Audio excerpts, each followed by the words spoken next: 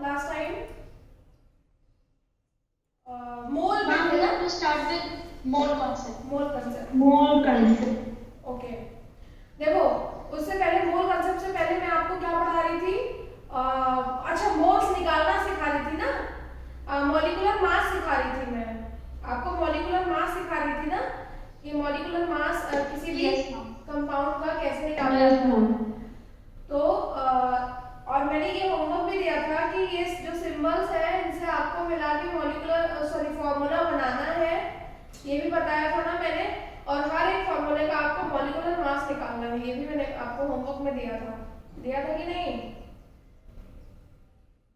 Yes ma'am, completed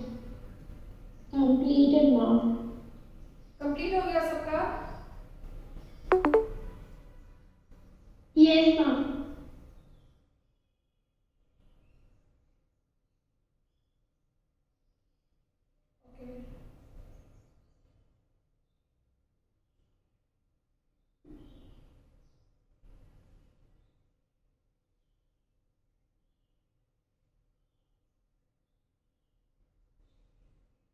देखो मोल concept की अगर हम बात करें तो यहाँ पे देखो बुक में लिखा हुआ है आपके कि मोल इंट्रोड्यूस क्यों किया गया, ठीक है? मैं ये बता दूं फिर मैं आपको मोल पढ़ाना सिखाऊं, ठीक है?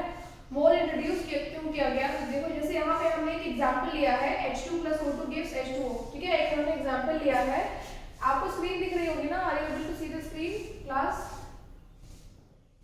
Yes ma'am. Yes ma'am. तो यहाँ पे हमने एक रिएक्शन लिया है, रिएक्शन में they have taken H2 + O2 gives H2O. The above reaction indicate, अब देखो ये रिएक्शन क्या इंडिकेट करता है कि दो मॉलिक्यूल हाइड्रोजन के ऑक्सीजन के एक मॉलिक्यूल के साथ कंबाइन होके वाटर का दो मॉलिक्यूल बना रहे हैं, ठीक है? ऐसा हम कैसे करते हैं? जब हम रिएक्शन को बैलेंस करते हैं। बैलेंस करना जो है वो आप बेटा क्लास 10th में सीखोगे, how to balance the chemical equation. ये केमिकल इक्वेशन है आपका, ठीक है? केमिकल रिएक्शन को हम केमिकल इक्वेशन के फॉर्म में रिप्रेजेंट करते हैं, तो this is the chemical equation, ये आपका केमिकल इक्वेशन है।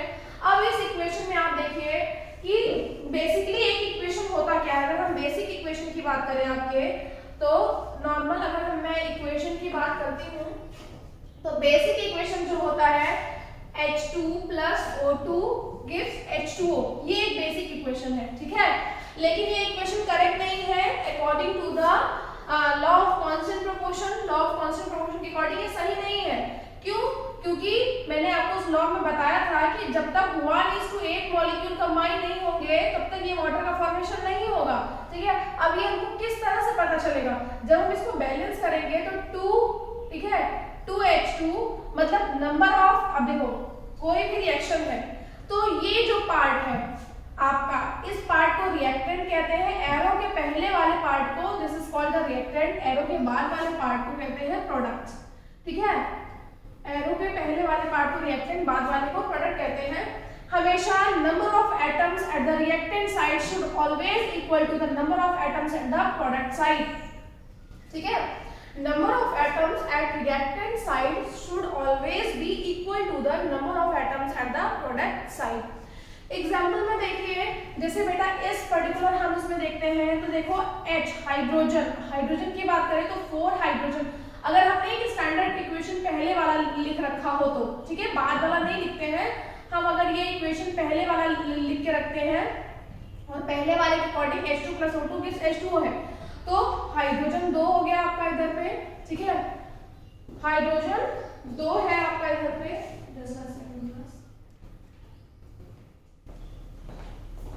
हाइड्रोजन 2 नंबर में है देखिए, और oxygen is also excuse me in 2 number, हाँ 2 नंबर। सिमिलरली प्रोडक्ट साइड में देखो हाइड्रोजन तो 2 है बेटा, but oxygen is 1 in number, oxygen 1 number में है सिर्फ, ठीक है? तो number of product, number of atoms at the reactant side is not equal to the number of atoms at product side. तो जब दोनों को बैलेंस करते हैं हम, और बैलेंस करने के लिए what we do, we balance a chemical equation. Balance करने के लिए हम मल्टीप्लाई करते हैं आगे, ठीक है? तो अगर हम यहाँ पे 2 मल्टीप्लाई कर देंगे इसके आगे और इसके आगे, ये जो मल्टीप्लिकेशन है ये कैसे होता है आप क्लास 10th में सीखोगे, इसलिए अभी इतना जानने की नीड नहीं है। मैं सिर्फ आपको केमिकल इक्वेशन के बारे में बता रही हूँ जो वहां पे दिया हुआ है। 2H2 + O2 gives 2H2 हो गया। अभी 4 है, रिएक्टेंट साइड में ऑक्सीजन 2 है, ठीक है। सिमिलरली यहाँ भी देखो हाइड्रोजन आपका 4 है और ऑक्सीजन कितना है 2 है। 2 कैसे है, ये होल में हुआ है, जो 2 इंटू होता है वो पूरे में इंटू होता है। तो हाइड्रोजन तो 4 हो गया, ऑक्सीजन आपका 2 हो गया, तो दोनों साइड बैलेंस हो गया। मतलब 2 molecule of H2 react with 1 molecule of O2, ठीक है। हाइड्रोजन का 2 मॉलिक्यूल जब ऑक्सीजन के 1 मॉलिक्यूल के साथ रिएक्शन करता है then it form the 2 molecule of water. यहाँ पे यही वर्ड लिखा हुआ है, ठीक है। अब नेक्स्ट देखो, अगर ये हमने मॉलिक्यूल के टर्म्स में लिखा, ये किसके टर्म्स में, पहला वाला जो मैंने एक्सप्लेनेशन दिया ये आपको मॉलिक्यूल के टर्म्स में दिया, एलिमेंट्स के टर्म्स में, एटम्स के टर्म्स में दिया ना, कि हाइड्रोजन के 2 मॉलिक्यूल ऑक्सीजन के 1 मॉलिक्यूल के साथ, क्यों, क्योंकि एटम्स कंबाइन होकर मॉलिक्यूल का फॉर्मेशन करते हैं, तो फॉर्मेशन हुआ। तो पहला जो डेफिनेशन है it is in the terms of, किसके टर्म्स में है, ये मॉलिक्यूल के टर्म्स में आपको बताया गया है, ठीक है। दूसरा देखो 4U of hydrogen molecule combined with 32U of oxygen molecule, इसका मतलब क्या हुआ, यहाँ पे इन्होंने मास के इस पे बताया है, एटॉमिक मास के उस पे बताया है। देखो एटॉमिक मास के उस पे कैसे बताया है, हाइड्रोजन 2H2 है तो हाइड्रोजन का अगर 1 है, एटॉमिक मास 1 है तो 4 हाइड्रोजन हुए कि नहीं, 4 हाइड्रोजन है तो चारों का मास 4 हो जाएगा, तो 4U इन्होंने लिख दिया, ठीक है। इसी तरह से combined with 32U of oxygen molecule, अब देखो कितना है, O2 है, O का कितना होता है बेटा, ऑक्सीजन का 16 होता है, मास नंबर 16 होता है ना, एटॉमिक मास 16 और इनटू 2 दैट इज 32U। तो यहाँ पे सेकंड वाला जो इन्होंने पॉइंट लिखा है it is on the basis of atomic masses, atomic mass के बेसिस पे इन्होंने एक्सप्लेन किया है यहाँ पे। तो 4U of hydrogen molecule combined with 32U of oxygen molecule to form 36U of water molecule, ठीक है। ये इसका फॉर्मेशन हो रहा है यहाँ पे।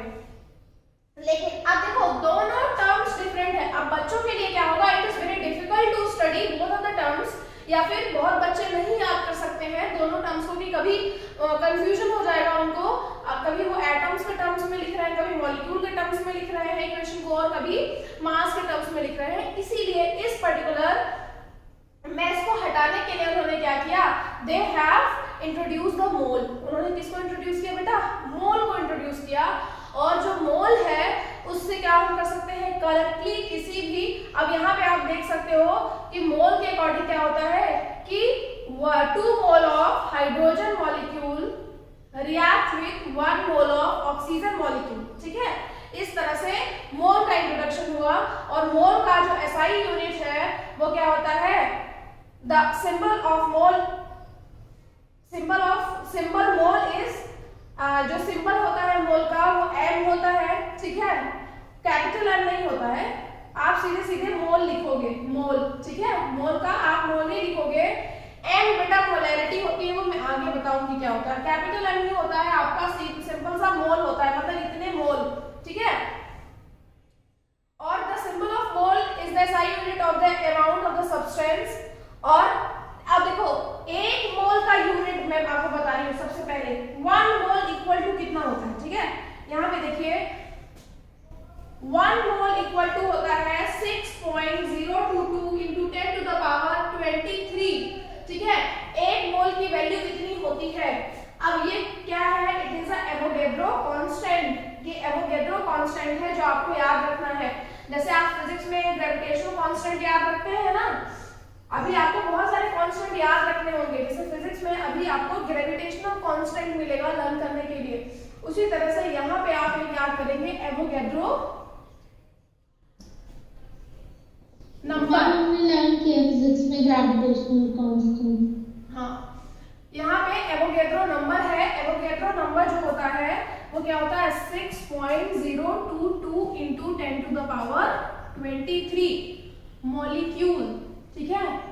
कितने में आता है, 1 मोल। 1 मोल में इतने मॉलिक्यूल होते हैं बेटा, ठीक है।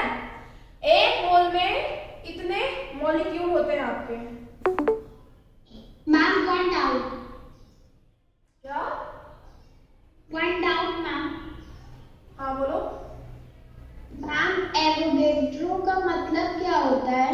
साइंटिस्ट का नेम है, जिन्होंने ये नंबर दिया है उनका नाम है ये।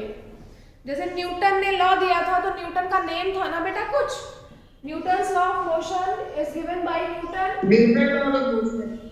सिमिलरली एवोगैड्रो जो है, Avogadro was also a scientist, Avogadro भी साइंटिस्ट थे, उन्होंने कांस्टेंट दिया है, उनके नाम पे ही इसका नंबर का नेम लिख दिया गया है, दैट इज एवोगैड्रो नंबर हम इसको कहते हैं, या एवोगैड्रो कांस्टेंट कहते हैं। एवोगैड्रो वाज अ साइंटिस्ट, ठीक है।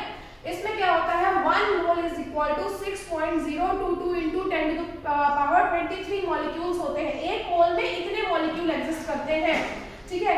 और दूसरी बात मेरी समझो, इतने मॉलिक्यूल आपके 1/12 कार्बन एटम में भी एग्जिस्ट करते हैं, ठीक है। 1/12 कार्बन एटम, कार्बन एटम को उन्होंने क्या ले लिया, स्टैंडर्ड यूनिट मान लिया है। कार्बन जो होता है it has atomic number of 12, ठीक है। तो जो पर्टिकुलर कार्बन है इसका जो 1/12 पार्ट होगा it will be equal to the 1 mole, that is 6.022 into 10 power 23 molecules, ठीक है। ये जो हमारा 1 मोल है, एक second, 1 mole 6.022 into 10 to the power 23 molecule के बराबर है, और ये कितना है, 1/12 कार्बन एटम के बराबर है।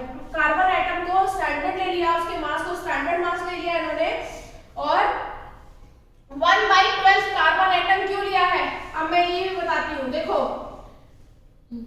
बेटा, किसी भी चीज में, अभी आप नेक्स्ट चैप्टर में पढ़ोगे, दो चीजें होती हैं, एक होता है आइसोटोप, ठीक है, एक होता है आइसोबार। दो तरह की चीजें होती हैं, आइसोटोप और आइसोबार, ठीक है। कार्बन मॉलिक्यूल जो है वो 3 फॉर्म में एग्जिस्ट करता है नेचर में, 3 उसके आइसोटोप्स होते हैं, ठीक है। कोई भी एलिमेंट जो है वो अपने आइसोटोप और आइसोबार में भी एग्जिस्ट कर सकता है, खुद रियल में तो एग्जिस्ट कर ही रहा है, साथ साथ वो आइसोटोप और आइसोबार में भी एग्जिस्ट करेगा। आइसोटोप आइसोबार क्या होता है वो तो चैप्टर 4 में पढ़ा दूंगी मैं, फिर भी अभी आपको इंट्रोड्यूस कर देती हूँ। आइसोटोप और आइसोबार तब आपको 1/12 कार्बन एटम समझ में आ जाएगा। देखो कार्बन की बात करें तो कार्बन का एटॉमिक नंबर 6 होता है, एटॉमिक मास 12 होता है, ठीक है। Carbon atomic number 6 atomic mass 12 में भी एग्जिस्ट करता है, carbon atomic number 6 atomic mass 13 में भी एग्जिस्ट करता है, और carbon atomic mass 6 atomic number 6 atomic mass 14 में भी। तो कार्बन 3 फॉर्म में एग्जिस्ट करता है, नीचे वाला आपका क्या हो गया, एटॉमिक मास हो गया बेटा, और ऊपर वाला जो लिखा है this is the atomic number. तो जब भी किसी भी मॉलिक्यूल में the molecule having the similar atomic number but different atomic mass are called the isotopes। isotopes हम उन्हीं को कहते हैं, isotopes जो हमारे होते हैं उसमें क्या होता है, the molecules are having similar atomic number but different atomic mass, ठीक है।